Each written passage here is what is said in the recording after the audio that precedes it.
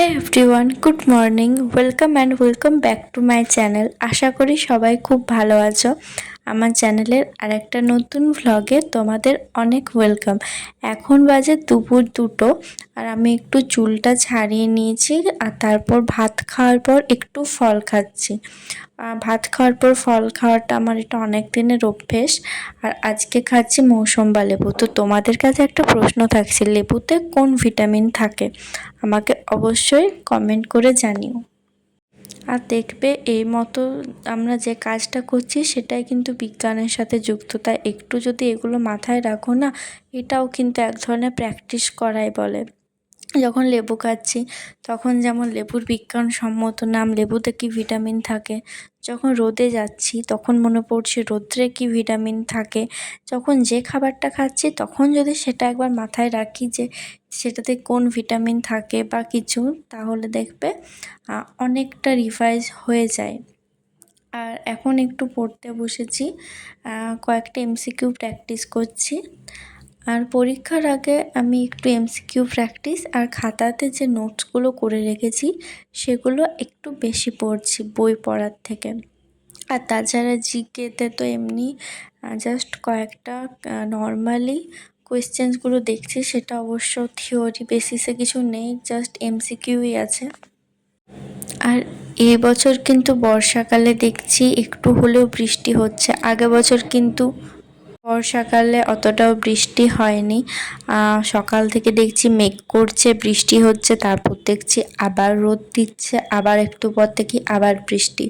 মানে শুধু বৃষ্টি হচ্ছে আবারও রোদ দিচ্ছে। প্রকৃতির কি সুন্দর বেশ দৃশ্যগুলো দেখতেও বেশ ভাল লাগছে। আর দেখতে দেখতে আমার কলেজ যাওয়ার দিনও শুরু হয়ে যাচ্ছে আস্তে আস্তে।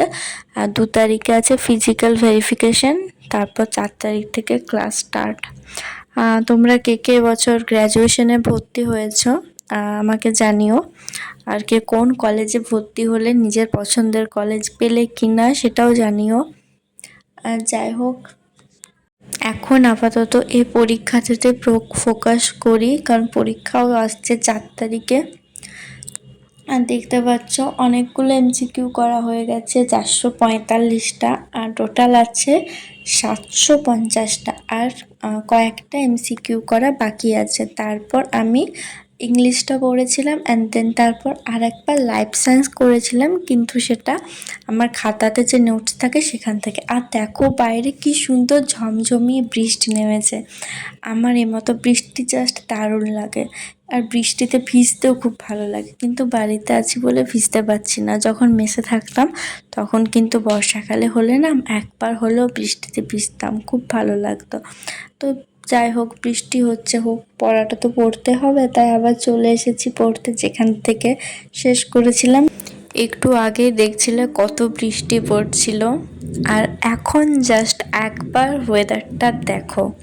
কে বলবে একটু আগে বৃষ্টি হয়েছে, কি সুন্দর লাগছে তাই না আকাশটা। আবার দেখো এই সাইডটা একটু পরিষ্কার আছে, আবার তার পাশে ঘন কালো মেঘ। আমাদের জীবনটা অনেকটা এইরকম, কখনো আবার মেঘ, কখনো আবার রোদ। মানে কখন ভালো সময়, কখনো খারাপ সময়। কিন্তু এটা ঠিক, খারাপ সময়টা কখনোই দীর্ঘস্থায়ী থাকে না। দেখো কি সুন্দর দেখাচ্ছে তাই না আকাশটা, দেখলে একদম মনটা ভালো হয়েছে। ওই দেখো একটা প্লেন উঠছে, অন্যদিন এদিকটা দিয়ে প্লেন নামে, কিন্তু আজকে দেখছি উঠছে। এখান থেকে ভালো করে দেখাতে পারছি না, কারণ আমাদের একদম কার্নিশ বেয়ে প্লেনগুলো যাচ্ছে। ছাদ থেকে তোমাদের পুরো প্লেনের ভিডিওটা দেখিয়ে দেবো। দেখো এখন একটু ইংলিশ নিয়ে বসেছি, আর এই দেখো একটু ছাদ আমাদের সাথে প্লেনের ভিডিওটা একটু শেয়ার করেই দিলাম। আর প্রচণ্ড কিন্তু আওয়াজ করে জানো যখন প্লেনগুলো ওঠে। দেখো কত ঘন ঘন কালো মেঘ, প্লেনটা একবার মেঘের মধ্যে ঢুকে যাচ্ছে, আবার একবার বেরিয়ে যাচ্ছে, সুন্দরভাবে দেখা যাচ্ছে। হ্যাঁ, তো ব্লগটা শেষ করার আগে কিছু কথা তোমাদের সাথে একটু বলি। একটু আগে যে কথাটা বলছিলাম, আমাদের জীবনটা এরকম, দুঃখ, কষ্ট, আনন্দে আমাদের জীবন। তো অনেক সময় আমরা বিপদ দেখে ভাবি যে জীবনটা তো কষ্টের, কেন এই বিপদের কি কোনো শেষ নেই, বা খারাপ সময়টা কখন পার হবে। আমরা অনেক হতাশ হয়ে পড়ি, কিন্তু সেই সময়টা মনে একটু জোর রেখো, ঈশ্বর আছেন, অবশ্যই খারাপ সময়টা কাটিয়ে উঠতে পারবে। খারাপ সময়ের পর যখন ভালো সময়টা আসবে না, তখন সে আনন্দটা জাস্ট তুমি কল্পনাও করতে পারছো না। তাই খারাপ সময় দেখে কেউ ভেবে নিও না যে ব্যাস এখানেই সব শেষ, সেটা কিন্তু কখনো নয়। ক্লাস 9-এ নিশ্চয় তোমরা এই লাইনটা পড়েছ, মেঘ দেখে করিস নে রে ভয়, আড়ালে তার সূর্য হাসে। আমাদের জীবনটাও কিন্তু এরকম, মেঘ দেখলে কিন্তু ভয় করা চলবে না। তো যাই হোক, আজ অনেক কথা বলে ফেললাম, ভ্লগটা এখানেই শেষ করছি। সবাই ভালো থেকো, সুস্থ থেকো, আবার দেখা হবে অন্য কোনো ভ্লগে। ততক্ষণ সবাই ভালো থেকো, টাটা।